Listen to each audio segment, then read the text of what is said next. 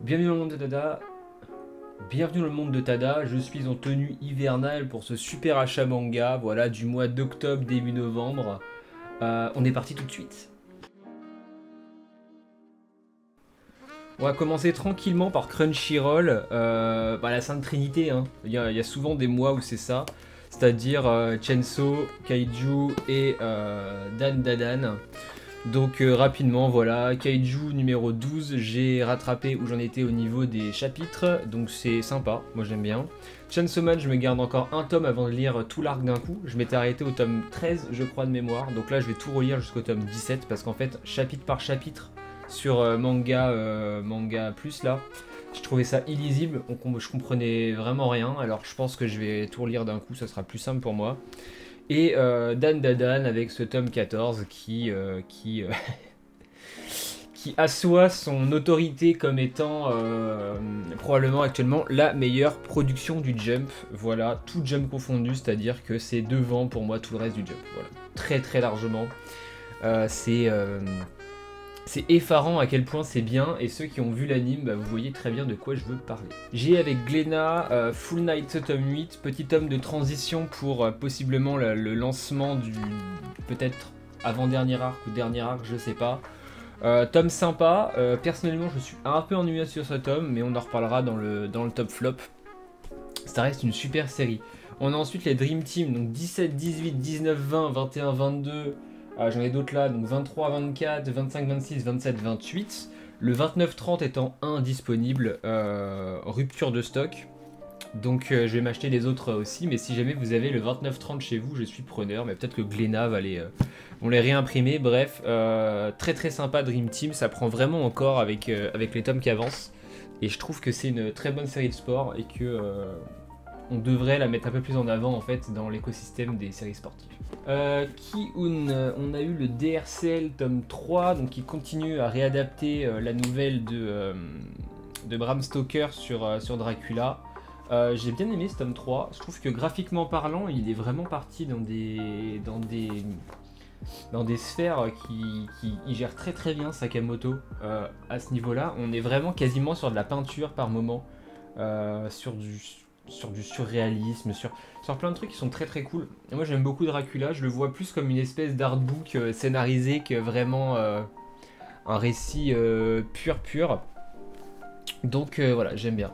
On a ensuite les liens du sang, le tome 16, plus qu'un tome avant la fin de cette série. J'avais raison, c'est-à-dire qu'entre le tome 15 et 17 des liens du sang, c'est-à-dire les 3 derniers tomes, on aura eu l'intégralité de Welcome Back Alice qui sera sortie chez Pika en 7 tomes. C'est-à-dire que Ki-un aura sorti 2 tomes, là où Pika en aura sorti 7, surtout que les liens du sang, c'est à mon sens la série à suivre en ce moment. C'est trop bien, c'est trop bien. Cet avant-dernier tome donne le ton, je pense, pour la fin. On risque de finir sur une histoire un peu douce amère. Et franchement, ça fait très plaisir. J'ai aussi acheté, ça c'était hier, je l'ai pas encore lu, mais Nine Peaks, le tome 3. J'ai beaucoup aimé le tome 1 et 2. Il y a un espèce de fanion, bref, voilà, ici, là, je pense que si vous achetez des trucs sur mon Vinted et que ça vous intéresse, je vous enverrai le fanion avec, parce que par ce, j'en ai rien à faire. Mais petite série qui va être bien sympa à suivre, et d'ailleurs, là, ça me permet de parler chez Glénat, j'ai aussi acheté Blue Giant Explorer, mais ça, je pensais en parler un peu plus tard. Donc voilà pour Ki-un. Kurokawa, on a 29 tomes ce mois-ci, on a déjà... ça les gars, ça les boys, c'est incroyable. Vraiment ce tome de Hippo.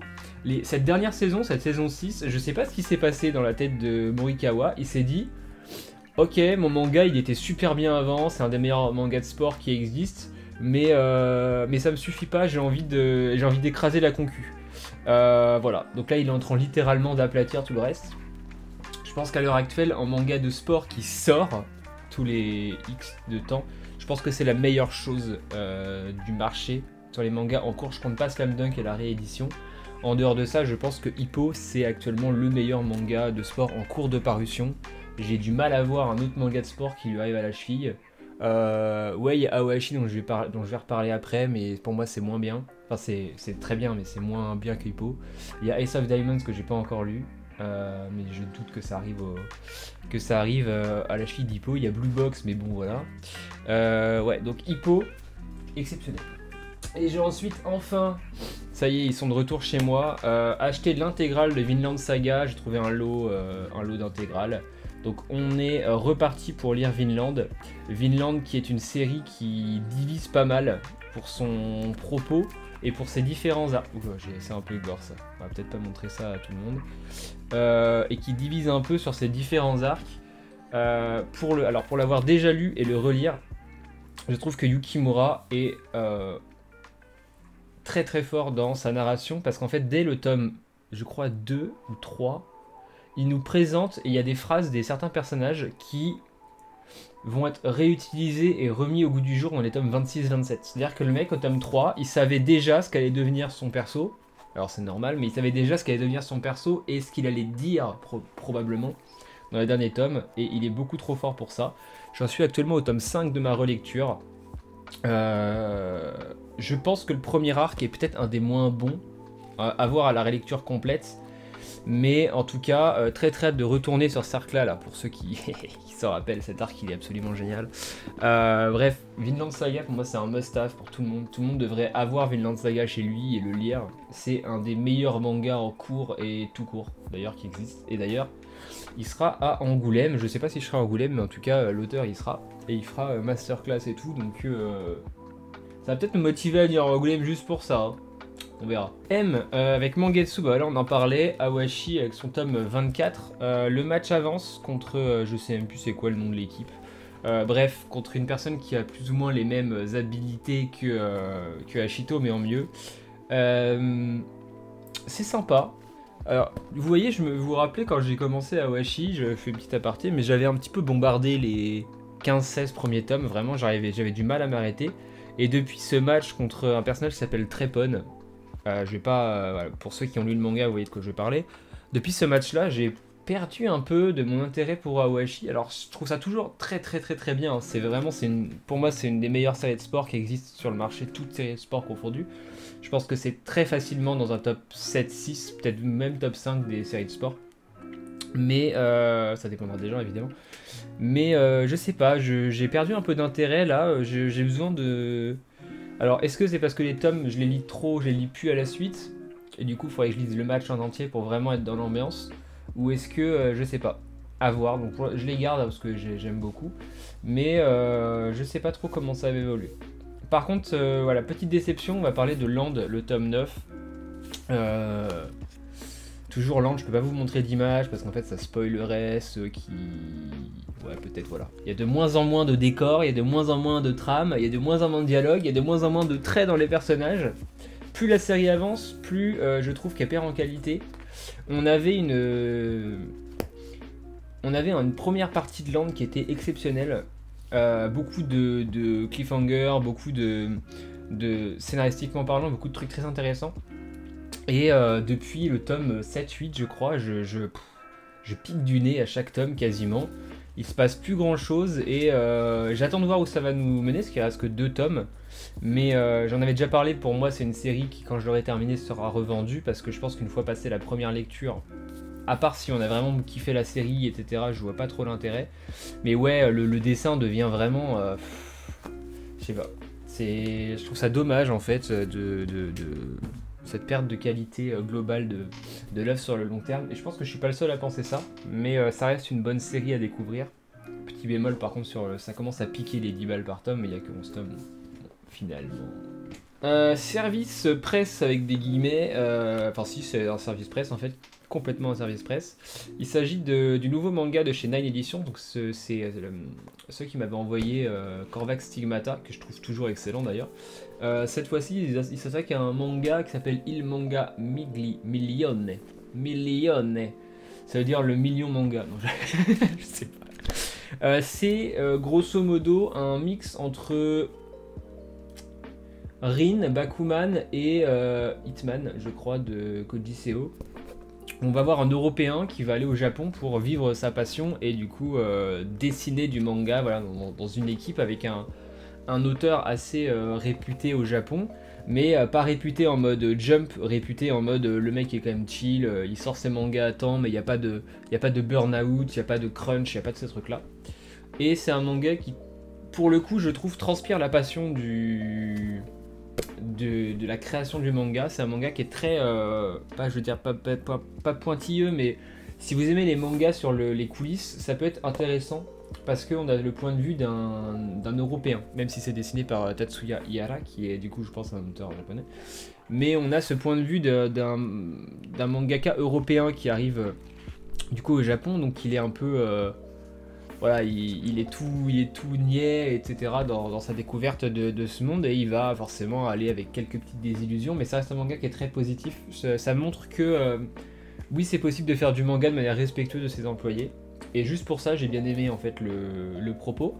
Je sais pas en combien de tomes ça sera, là c'est le tome 1. C'est au prix, alors moi il y a marqué 7,60 derrière, ça m'étonnerait, je pense qu'on est plutôt aux alentours de 10-11 euros.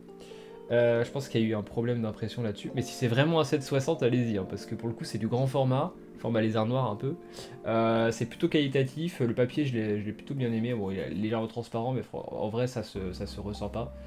Et ça se lit plutôt bien, c'est assez chill et c'est très détente. Voilà, moi tu te poses, tu lis ça, t'es en mode ah c'est vrai qu'il se passe ça dans l'esprit du manga, puis voilà, j'aime bien. J'aime beaucoup, et c'est aussi, je crois, la première fois qu'il y a une collaboration entre Nine et c'était Myria Édition, je sais plus. Enfin, en gros, c'est une espèce de collaboration entre plusieurs passionnés du manga en France qui n'ont pas forcément les moyens de créer une grosse maison d'édition. Donc, c'est cool de voir ce genre de manga sortir. Donc, soutenez-le. Voilà, il y avait une campagne Kickstarter. Je dis pas ça parce qu'on me l'a envoyé. Vous savez, hein, les kits presse, quand j'en reçois, je peux être assez critique dessus. Mais là, pour le coup, j'ai bien aimé, et pour moi, c'est un bon manga à découvrir. Je verrai si je vous le fais pas gagner. Si je vous le fais pas gagner un tome de ma poche, évidemment. On verra dans une prochaine vidéo. Bref, on reste dans les N avec Nobi Nobi, Katsu, le tome 7. Ça y est, on approche de la fin, plus qu'un tome. Exceptionnel. Que dire de plus que Mitsuru Adachi roule sur absolument toute la concu en termes d'histoire de romance et un peu sportif. J'ai adoré ce tome. On a l'arrivée d'un petit twist, je veux pas dire un twist, mais d'un petit couac, voilà, dans la relation entre les deux personnages, qui moi m'a fait dire oh le bâtard, il va pas faire ça quand même. Non, non, non, non, non, ou elle va pas faire ça quand même. Genre, j'aime bien la relation qu'ils ont, et j'espère que ça va bien se finir pour ces deux-là, parce que Adachi, il aime bien faire un peu mal par moment, mais voilà, très bon tome Katsu, lisez-le, et faut soutenir Adachi, parce que plus on en achètera, plus il y aura des rééditions lors de Touch. Et ça fait plaisir. Alors, Pika, comment dire, Pika, et non pas Pika Pikachu. J'ai acheté donc ce mois-ci, bam, toute la fin de Dreamland, et je dois bien avouer que, ok, le début de Dreamland, on en pense ce qu'on veut, et pour moi, donc ce tome c'était soi-disant la grosse révélation. Moi j'ai pas forcément trouvé que c'était un tome si... Alors très très bien niveau dessin, plein de trucs et tout, mais il arrive un peu comme un cheveu sur la soupe dans l'histoire. Mais alors l'après ce tome là, à partir du tome 16 là, à partir de celui-là, Invasion là, on est quasiment à mon sens sur un sans faute. Voilà, c'est-à-dire que ça y est, on a mis 15 tomes à avoir tous les personnages, tous les groupes de héros, tous les... Ah, j'ai même eu 14 en fait, tous les ennemis qui sont là, On a la situation politico... je sais pas...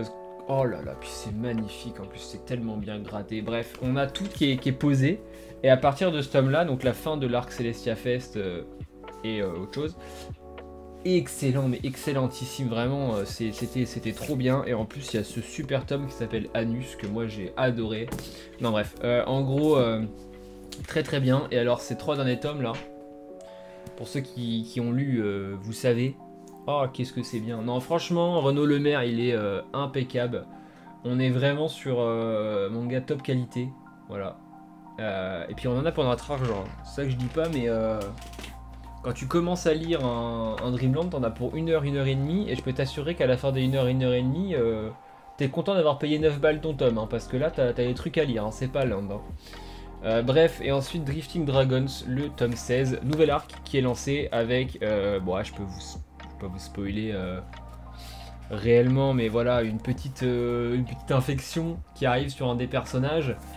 qui va, je pense, être très intéressant à traiter.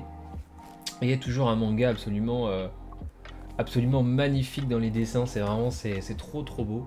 Ça reste à mon sens un peu clivant sur le sujet parce qu'on traite un peu de la chasse aux dragons, chasse aux baleines, tout ça, c'est peut-être pas... voilà, c'est très japonais dans le délire. Mais moi j'aime bien, je trouve ça vraiment trop cool, donc let's go. Ensuite c'était la sortie du mois d'octobre, c'était le bangers à acheter, voilà, c'était ça. Il s'agit de Mobile Suit Gundam The Origin. Alors, je pense que je ferai une vidéo dédiée à lui, Ilmanga Miglion, et peut-être une autre sortie, une nouvelle sortie du mois à voir, parce que là il y a beaucoup de choses à dire sur cette édition. Grosso modo, oui elle est chère, 29 €. Maintenant c'est du papier glacé à l'intérieur, voilà, sachez-le, il y a énormément de pages couleurs. Alors je sais pas, j'espère vraiment qu'ils garderont toutes ces pages couleurs pour la suite, parce qu'il y en a vraiment énormément. Ça reste un pilier du manga, tout court. Donc il y a beaucoup de choses à dire sur Gundam. Retenez juste que pour moi, si vous avez le budget, il faut acheter, il faut y aller, il faut soutenir parce qu'il faut qu'on ait le reste de Gundam en France, il faut qu'on ait les autres séries qui soient rééditées, il faut qu'on ait... Voilà, il faut que l'auteur Yoshikazu Yasuhiko soit renommé, en plus avec Naban qui ressort Jésus et tout, Jeanne d'Arc et Venus War, ça va vraiment, c'est pour moi 2025, ça va être son année avec Gundam et ça. Donc allez-y à fond. Si jamais regardez l'anime qui est disponible sur Crunchyroll, l'anime, donc le premier Gundam, pas Gundam The Origin, mais l'anime Gundam qui fait 30 et quelques épisodes, c'est ce manga. La série Gundam The Origin, je l'ai pas vue, mais alors je me demande si c'est pas l'anime refait un peu au goût du jour, à voir s'il y a des connaisseurs. En tout cas, c'est dans le dessin ou l'écriture une masterclass. J'ai vu quelqu'un qui parlait très bien du manga, qui disait que c'est un manga de robots qui ne parle pas de robots. C'est exactement ça. Pour avoir vu d'autres séries Gundam, notamment la dernière Witch, The Witch, je sais plus trop quoi là. C'est vraiment la thématique, c'est qu'est-ce que la guerre engendre au point de vue macro, donc comment les pays, donc là c'est des planètes, mais comment les pays gèrent la guerre. Qu'est-ce que la guerre a comme impact sur les populations, et surtout en temps de guerre, et quand c'est vraiment la merde, envoyer des enfants au front, qu'est-ce que ça implique? Parce que les héros de cette histoire sont tous des mineurs et sont envoyés faire la guerre, voilà. Donc on en reparlera plus tard, mais en tout cas, sachez que c'est, je vais pas vous spoiler, mais c'est probablement ma meilleure lecture du mois. Même si je connaissais déjà, parce que du coup j'ai vu une grosse partie de l'anime. Donc let's go. Et on va se terminer tranquillement avec quelques petits BD, voilà. Notamment l'héritage fossile qui m'a été offert par une personne qui maintenant n'est plus avec moi, mais c'est comme ça, c'est la vie. Petite BD de Philippe Valette. Tout a été fait en 3D. Les décors, etc. J'essaie de vous choper des décors. Voilà. Donc tous les décors ont été faits en 3D, mais les personnages sont dessinés par-dessus. Donc c'est intéressant le processus créatif. L'histoire est plutôt cool. L'histoire de cet équipage de 4 personnes qui sont dans un vaisseau et qui se rendent compte qu'en fait ils sont les derniers représentants de l'espèce humaine et qui cherchent une planète en fait pour y vivre, pour relancer l'espèce humaine. Mais qu'est-ce qui va se passer là-bas? Nous verrons bien. En tout cas, voilà, pour vous montrer un peu plus l'univers 3D. C'est spécial à lire, mais très cool, très cool, très bonne histoire. J'ai bien aimé, de la SF bien comme je l'aime. Bien qui fait bader quoi. La bonne SF qui, quand tu refermes le livre, faut pas être trop près d'objets coupants chez toi quoi. Donc moi j'ai bien aimé. Allez-y. J'ai ensuite lu le tome 2 donc des Brumes écarlates de Wu Kingsong, toujours une bande dessinée slash manga slash manhwa chinois. On est sur, je pense, dans ce mois-ci, le livre le mieux dessiné que j'ai eu. C'est une folie. Le dessin de cette BD ou de ce comic, enfin, un peu ça comme vous voulez. Incroyable. Vraiment, moi je veux plus de livres chinois en France parce qu'on vraiment ils sont trop forts. Vraiment, en termes de dessin, de couleurs et tout, c'est quelque chose. Hein. Donc allez-y, foncez sur ça. On a ensuite les 2 derniers tomes qui sont donc Shadow Planet de chez Comics Initiative. c'est la chose de Carpenter, enfin The Thing, voilà, que j'ai vu aussi. Donc c'est en gros un équipage qui va arriver sur une planète et qui va chercher des survivants. Et peut-être que les survivants ne sont pas des humains. Voilà, j'en dis pas plus. C'est très bien gratté, c'est très très cool à lire. C'est vraiment The Thing de Carpenter, mais sur une autre planète que la Terre. Et c'est que 20 balles, donc c'est pas si cher en fait pour un comics. Voilà, donc c'est très très cool, c'est assez pulp. Moi j'ai bien aimé l'histoire, c'est très très bien dessiné. Ça se lit plutôt bien. Et le body horror, parce que c'est du body horror par moment, est plutôt bien foutu. Donc si vous êtes fan du cinéma de Carpenter, allez-y. Et le dernier bouquin que j'ai acheté, c'est L'Orfèvre. Donc le livre qui se lit en deux, vous l'avez peut-être déjà vu. C'est un livre qui se lit, voilà, vous lisez en fait en haut, et ensuite vous retournerez et vous lirez l'autre partie de l'histoire. Donc il faut lire toute la première histoire en haut, on retourne le livre, ici, et on lit la suite. Voilà, donc en fait c'est une histoire en deux parties.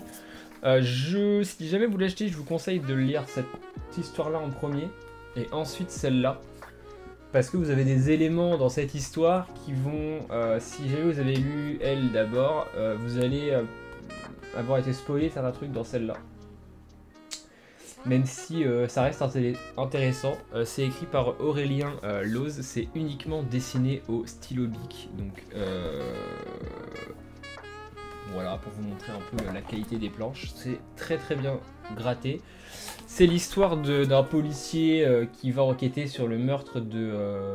c'est anthropomorphe, pardon. C'est des corps humains avec des têtes d'animaux.